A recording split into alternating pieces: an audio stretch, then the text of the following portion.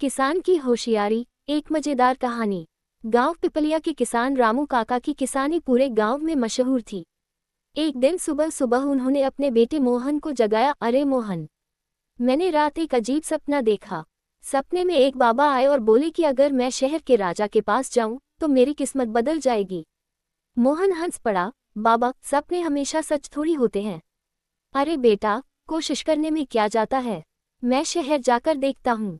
रामू काका ने हंसकर कहा और अपने बैलगाड़ी में कुछ अनाज लादकर शहर की ओर निकल पड़े। शहर पहुंचकर रामू काका किसी तरह राजा के महल में पहुंच गए। राजा बहुत न्यायप्रिय और बुद्धिमान था। उसने जब सुना कि एक किसान अपनी किस्मत बदलने आया है तो वह मुस्कुराया। अच्छा, तो तुम अपनी तकदीर बदलने आए हो? राजा ने पूछा। रामू काका ने हाँ में सिर हिलाया। राजा ने सोचा कि क्यों न इसे परख लिया जाए। उसने 3 कठिन पहेलियां पूछीं। 1. सबसे तेज चीज क्या होती है?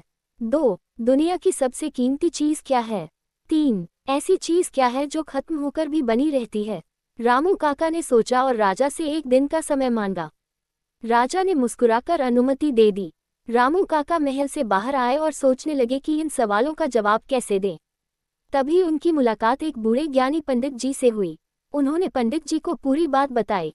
पंडित जी मुस्कुराए और बोले, बेटा, इन पहेलियों के जवाब बहुत सरल हैं, पर इन्हें सही तरह से कहना जरूरी है। उन्होंने जवाब समझाए और रामू काका अगले दिन राजा के दरबार में हाजिर हुए। रामू काका ने उत्तर दिए। 1. सबसे तेज चीज है सोच। इंसान की सोच किसी भी चीज से तेज दौड़ सकती है। 2. सबसे कीमती चीज है समय। समय चला जाए तो वापस नहीं आता। 3. ऐसी चीज जो खत्म होकर भी बनी रहती है ज्ञान। ज्ञान बांटने से खत्म नहीं होता बल्कि बढ़ता है। राजा बहुत प्रभावित हुआ और रामू काका को इनाम में 100 सोने की मुद्राएं दी।